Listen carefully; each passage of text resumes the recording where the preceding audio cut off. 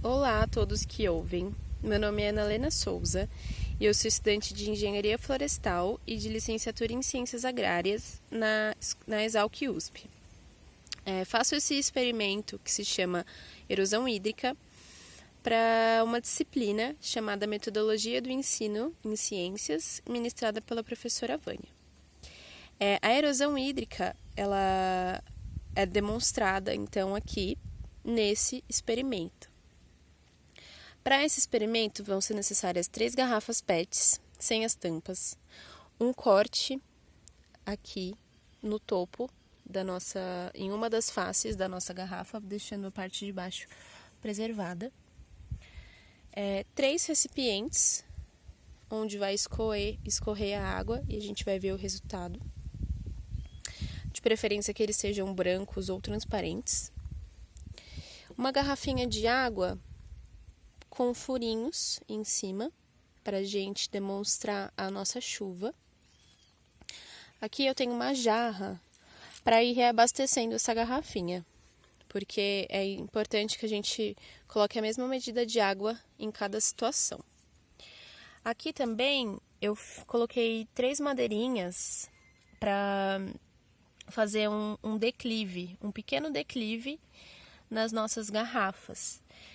Demonstrar essa situação, então, ela demonstra solos declivosos. Mas, em casos de deixar a garrafa plana, a gente pode fazer um Tzinho aqui na parte de baixo. Além desse corte, faz um Tzinho aqui para a gente ver o resultado nessa parte de baixo, caso vocês queiram adaptar o experimento para uma região plana. Nesse caso aqui, a gente está trabalhando com uma região declivosa. E a primeira garrafa, então, a gente enche apenas com terra. A segunda garrafa, a gente enche com terra. E põe uma camada de folha seca ou folha capim seco por cima. E a terceira, o ideal é que a gente encha de terra e faça um plantio de grama nessa garrafa. Eu não consegui fazer o plantio, então eu peguei um enxadão e tirei, aqui a minha grama com as raízes e solo, tentando preservar ao máximo a sanidade, do solo e das raízes. Mas o ideal dessa terceira garrafa é que preencha ela de terra e plante grama na garrafa, tudo bem? Então, vamos lá para a nossa primeira situação. Essa primeira situação, então, ela demonstra as plantas. Estou fazendo chover aqui, na nossa garrafa, nosso experimento. E ela demonstra as plantas vivas do nosso solo. Então, aqui a gente pode ver que a água está saindo bem clarinha. Eu vou posicionar aqui o celular para eu poder encher a garrafa novamente.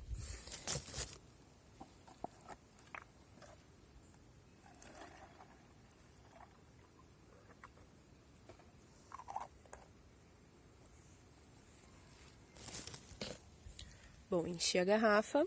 Eu vou fazer chover aqui, então, nossa segunda situação, que é a situação em que o solo ele tá sem plantas vivas plantadas aqui, mas ele tá com uma cobertura de solo por cima.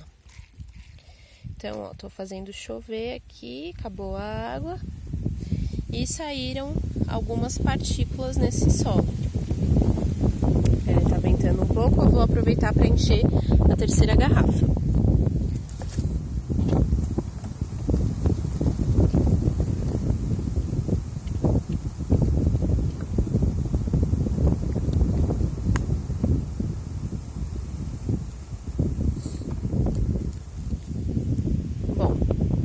Nossa terceira situação, então, é o solo exposto. Nesse solo não tem cobertura de folha seca, não tem nenhuma planta viva como nesse aqui. Então, vamos regar ele para ver o que acontece.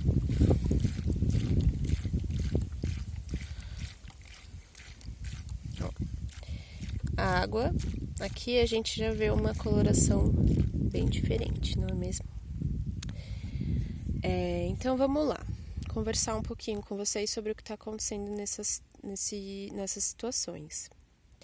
Nessa primeira situação, as folhas vivas aqui em cima e as raízes dessas plantas, elas retêm a água, ou seja, elas estão protegendo o solo. A gente pode ver aqui que quase não tem partícula de solo quando a gente compara com esse solo aqui. Então a gente vê que quando as plantas vivas no solo, elas estão fazendo uma função fundamental de proteção desse solo, porque suas raízes e sua estrutura foliar mantêm a água em cima do solo, né? Mantém a água retida, em vez da água ir toda para o solo e levando o solo, como acontece aqui. Na segunda situação, algumas partículas de solo são levadas também, junto com a água, mas a gente percebe que ainda assim está bem limpinha a água, porque essas folhas secas aqui, elas também trabalham retendo a água, protegendo o solo dessa forma. Aqui, então, a gente percebe que o solo está desprotegido, o solo está exposto, não tem planta viva nem cobertura morta sobre esse solo. Então, aqui, a água sai com terra. O que acontece nesses casos? A estrutura do solo está sendo afetada. Sua estrutura física está se perdendo, porque as partículas de solo estão indo embora junto. Nesses casos, quando a gente intensifica esse processo, ocorre erosão. E ocorre o quê? O assoreamento dos rios. Por quê? Porque as partículas de solo vão indo cada vez mais para os rios, junto com essa água.